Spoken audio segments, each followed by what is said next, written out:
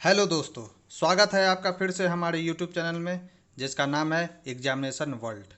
आज हम डिस्कस करने वाले हैं एंशिएंट इंडिया के पार्ट 3 वीडियो को। इससे पहले हम लोगों ने पार्ट 1 और पार्ट 2 वीडियो को डिस्कस कर लिया था। तो चलिए डिस्कशन स्टार्ट करते हैं। आज का हमारा फर्स्ट क्वेश्चन है, वामन पुराण में कितने शैव संप्रदायों का उल्लेख है? पहला ऑप्शन है 5, दूसरा ऑप्शन है 4, तीसरा ऑप्शन है 6 या चौथा ऑप्शन है 3। तो इसका आंसर है 4। अब देख लेते हैं कि वामन पुराण में कौन कौन से 4 शैव संप्रदायों का उल्लेख किया गया है। तो इसमें पहला संप्रदाय है पाशुपत, दूसरा है कापालिक, तीसरा है कालामुख और चौथा है लिंगायत। अब देखते हैं पाशुपत के बारे में। तो पाशुपत संप्रदाय सबसे प्राचीन शैव संप्रदाय है। इसके प्रवर्तक का नाम लकुलिस है। इनके अनुयायी को पंचार्थिक कहा गया है। पाशुपत के जो अनुयायी हैं उनको क्या कहा गया है? पंचार्थिक। इस धर्म का महत्वपूर्ण ग्रंथ जो है उसका नाम पाशुपत सूत्र है। बढ़ते हैं दूसरे संप्रदाय की ओर। दूसरे संप्रदाय का नाम है कापालिक। तो कापालिक संप्रदाय के इष्ट देव का नाम भैरव है। इस संप्रदाय के बारे में महत्वपूर्ण जानकारी भवभूति की महत्वपूर्ण ग्रंथ मालती माधव से प्राप्त होता है। फिर अगर हम बात करें कालामुख की, जो कि तीसरा संप्रदाय है, तो कालामुख संप्रदाय के संत जो होते हैं वो क्रोधी स्वभाव के होते हैं। इन लोगों को महाव्रतधर कहा गया है। यह लोग नर कपाल में ही भोजन, जल और मदिरा का सेवन करते हैं। फिर अगर हम बात करें चौथे संप्रदाय की, तो चौथे संप्रदाय का नाम है लिंगायत। तो लिंगायत संप्रदाय के जो प्रवर्तक है वो हैं अल्लभ प्रभु और उनके प्रिय शिष्य का नाम है वासव। फिर अगर कुछ हम शैव धर्म से ही देखना चाहें तो 10वीं सदी में जो थे मत्स्येंद्र नाथ ने नाथ संप्रदाय की स्थापना किया था, जिसका सबसे अधिक प्रचार प्रसार किसने किया? बाबा गोरखनाथ ने। तो आई होप आप लोग को ये क्वेश्चन समझ में आ गया होगा। बढ़ते हैं हम अपने नेक्स्ट क्वेश्चन की ओर। हमारा नेक्स्ट क्वेश्चन है, वैदिक काल में बादल के लिए कौन से शब्द का प्रयोग किया गया है? पहला ऑप्शन है पर्जन्य, दूसरा ऑप्शन है लांघल, तीसरा ऑप्शन है उर्वरा और चौथा ऑप्शन है अयस। तो इसका आंसर होगा पर्जन्य। अब देखते हैं वैदिक काल में कौन कौन से शब्दावली हमारे एग्जाम पॉइंट ऑफ व्यू से काफ़ी इम्पॉर्टेंट है। तो बादल को वैदिक काल में पर्जन्य कहा गया है और अयस्क को वैदिक काल में तांबा या कांसा कहा गया है।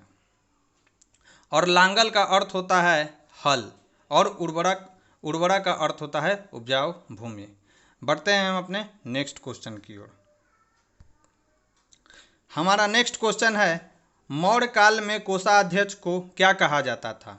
मौर्य काल में जो कोषाध्यक्ष थे उनको क्या कहा जाता था? पहला है सीताध्यक्ष, दूसरा है पन्याध्यक्ष, तीसरा है सन्निधाता और चौथा है हमारा समाहर्ता। तो इसका आंसर है सन्निधाता। अब देख लेते हैं मौर्य काल में कौन कौन से महत्वपूर्ण अधिकारी थे और उनके लिए कौन कौन से शब्द का प्रयोग किया गया था। तो समाहर्ता थे भू राजस्व अधिकारी। मौर्य काल में उनको समाहर्ता कहा जाता था, भू राजस्व अधिकारी को। राजकीय भूमि की देखभाल करने वाले अधिकारियों को सीताध्यक्ष कहा जाता था और वाणिज्य व्यापार के अधिकारियों को क्या कहा जाता था? पन्याध्यक्ष।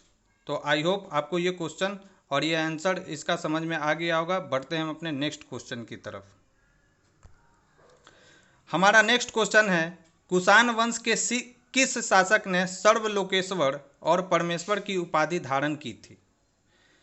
पहला ऑप्शन है कुजुल कटफिसेस, दूसरा ऑप्शन है विम कटफिसेस, तीसरा है कनिष्क और चौथा है इनमें से कोई नहीं।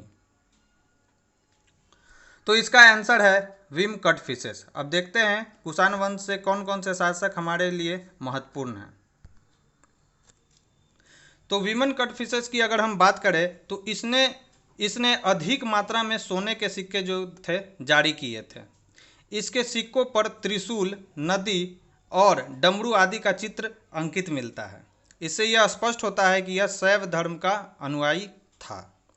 इसने माहेश्वर, सर्वलोकेश्वर और परमेश्वर आदि की उपाधि धारण किया था। फिर अगर हम बात करें कुजुल कटफिसेस की, तो कुजुल कटफिसेस कुषाण वंश का संस्थापक था। इसने भारतीय राजाओं के समान उपाधि धारण की तथा तांबा का सिक्का भी जारी किया था, जिस पर ग्रीक और खरोष्टी लिपि का प्रयोग हुआ था। इसके एक भाग पर अंतिम यूनानी शासक जो था हर्मियस, उसका नाम मिलता है।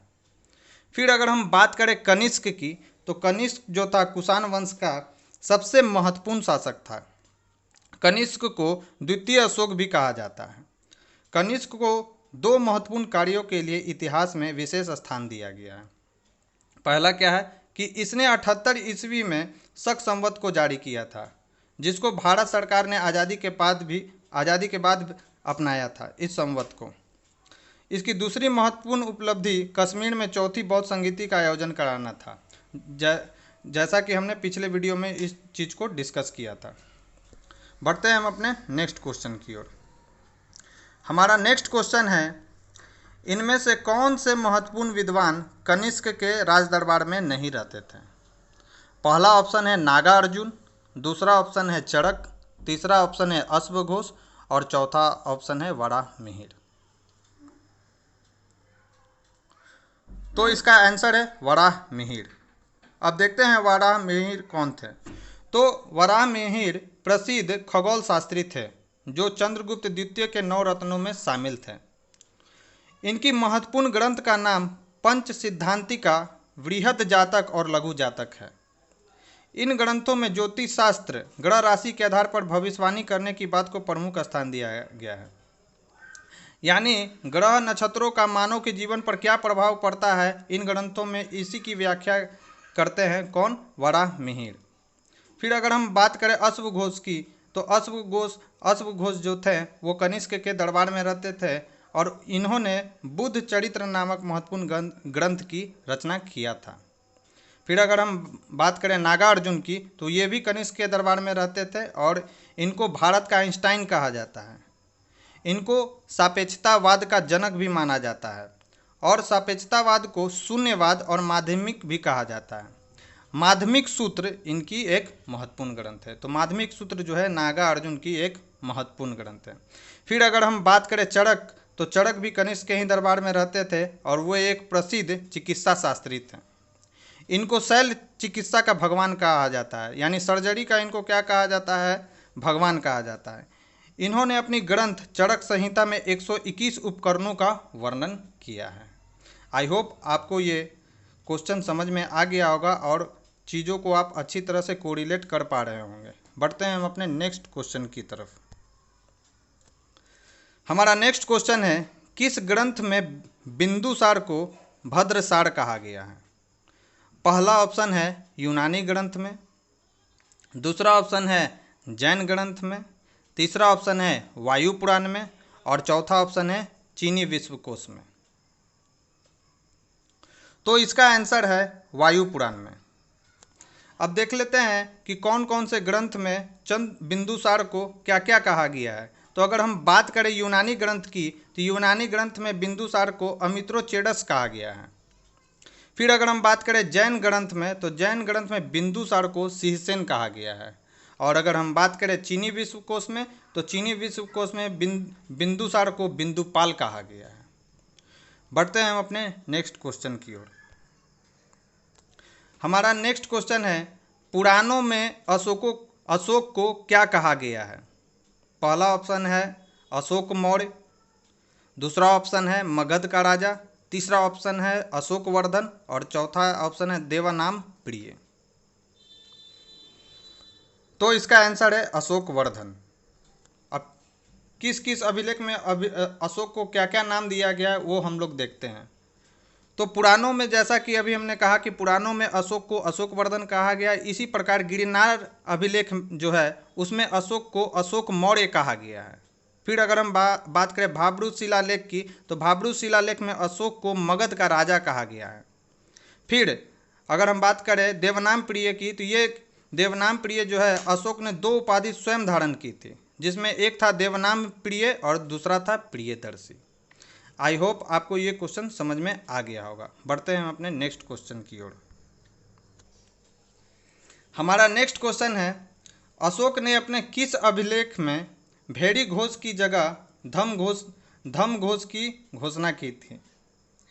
पहला ऑप्शन है 13वां शिलालेख, दूसरा ऑप्शन है चौथा शिलालेख, तीसरा ऑप्शन है 5वां शिलालेख और चौथा ऑप्शन है रुम्मीदेई स्तंभ लेख। तो इसका आंसर है चौथा शिलालेख। चौथा शिलालेख में अशोक ने भेड़ी घोष की जगह धम घोष की उद्घोषणा की है। भेड़ी घोष का अर्थ होता है युद्ध का, शंखनाद की जगह शांति को अपनाना, युद्ध को छोड़कर शांति को अपनाना। भेड़ी का अर्थ होता है युद्ध करना और धम घोष का अर्थ होता है क्या? शांति को अपनाना। यानी अशोक ने यह कहा कि आप युद्ध को छोड़कर शांति को अपनाओ। फिर अगर हम बात करें 13वां शिलालेख की, तो 13वां शिलालेख में कलिंग युद्ध का वर्णन है एवं अशोक के हृदय परिवर्तन की बात कही गई है। इसी में पड़ोसी राजाओं का वर्णन भी है।